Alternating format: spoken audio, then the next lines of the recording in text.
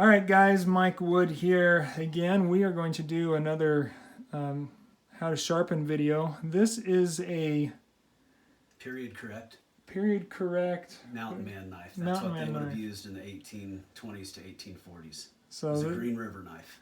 Green River mountain man knife. So I've got my friend Ford here. I had this knife and wanted to get it sharpened, and I thought, well, what an opportunity to do another video. So tell us a little bit about this. You were telling me earlier. So it was a trade knife. So this is basically what they would butcher and eat, and I mean they would carry this.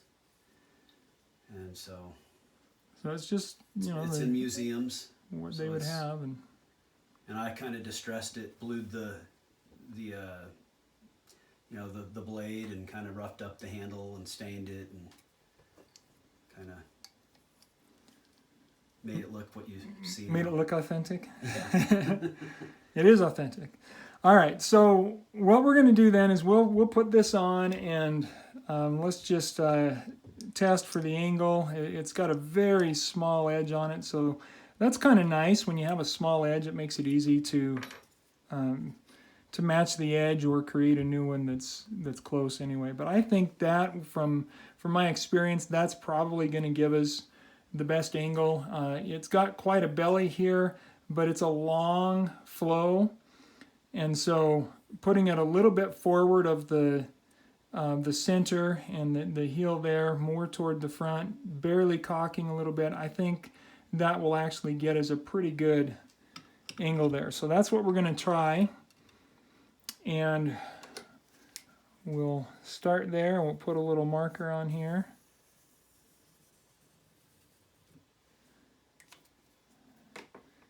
And then we'll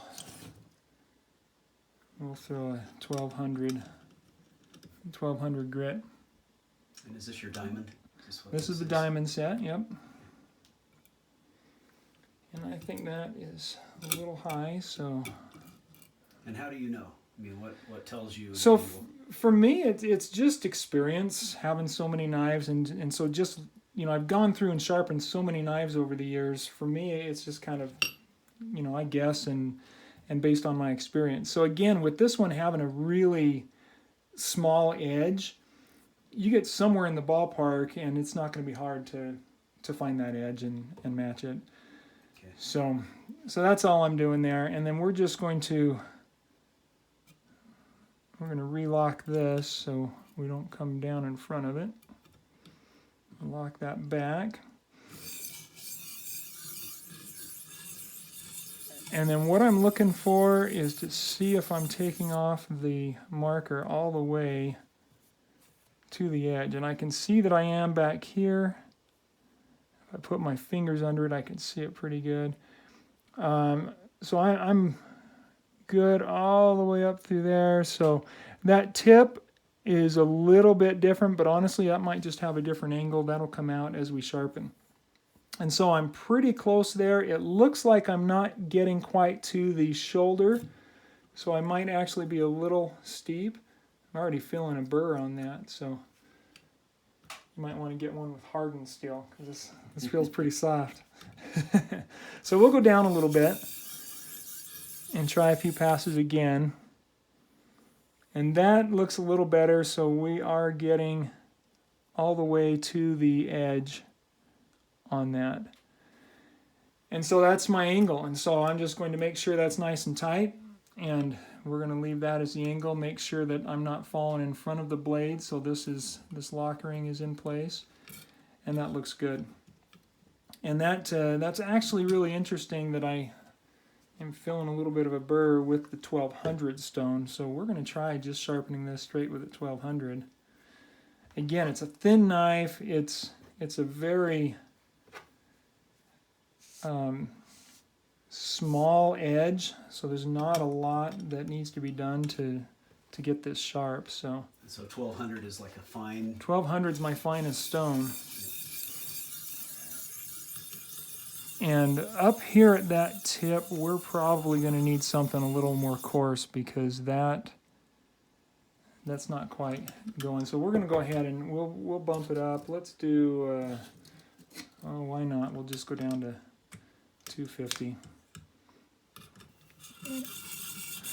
And that way we can quickly get to the apex of that edge on the tip there.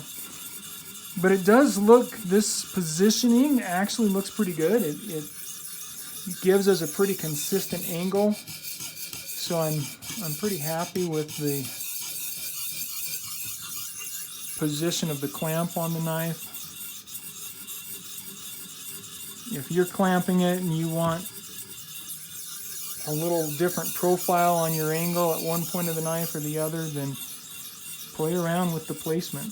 Change where it's where the clamp is holding so you can decide what you're getting.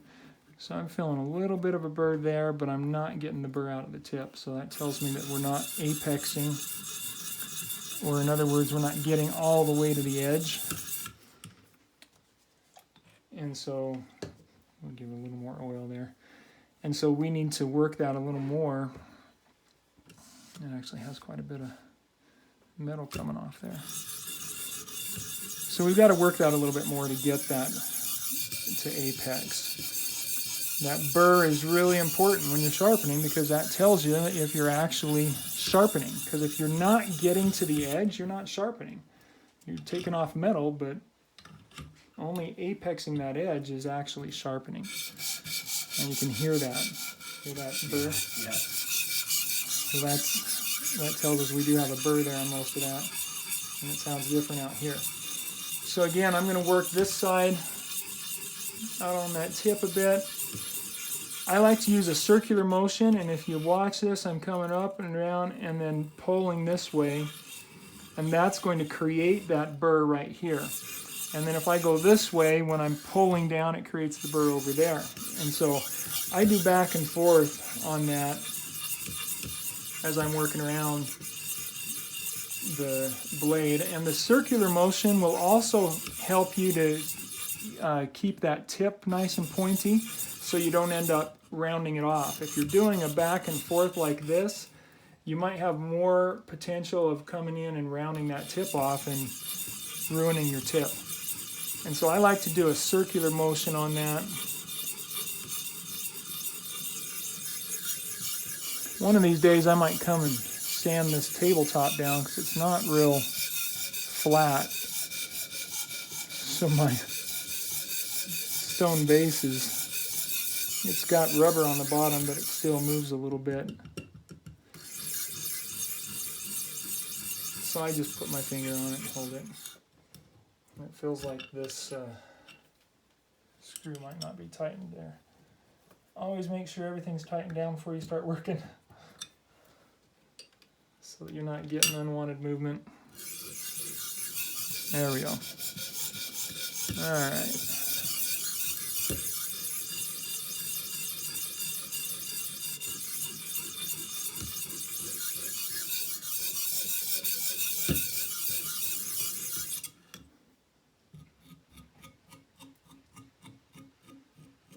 There, we got a burr all the way across. So we've apexed on that side.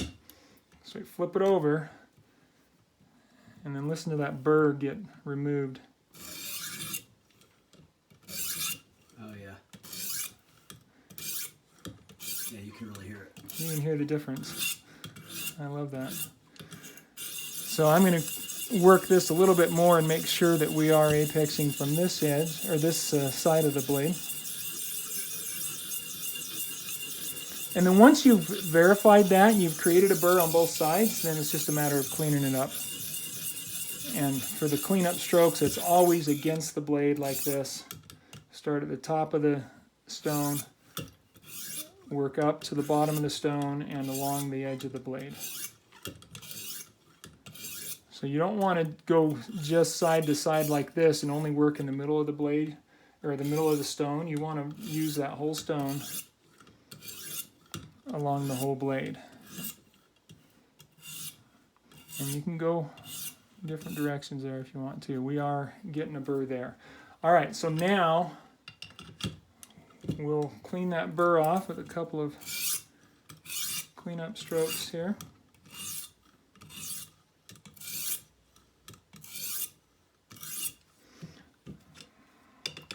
One or two on this side again. And then we'll move up. I'm going to jump right up to a 600 grit.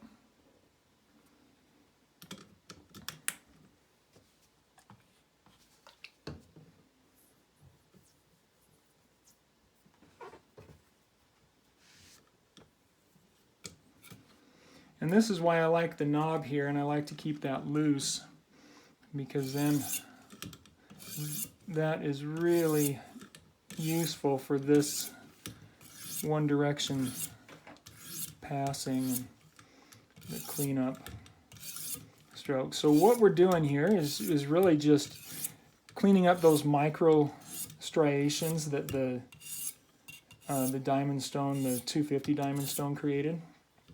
It's just cleaning up that edge so that it's prettier. Get rid of some of the micro serrations that are caused by the rougher stone.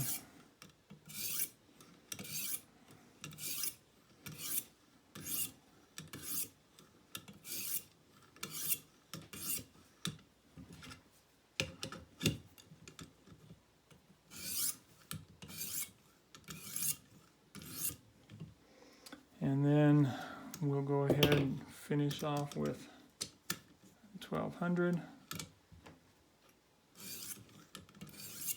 I love the feel of that. When you get that 1200 on there and the blade is just nice and sharp, and it's just smooth. It just feels slick.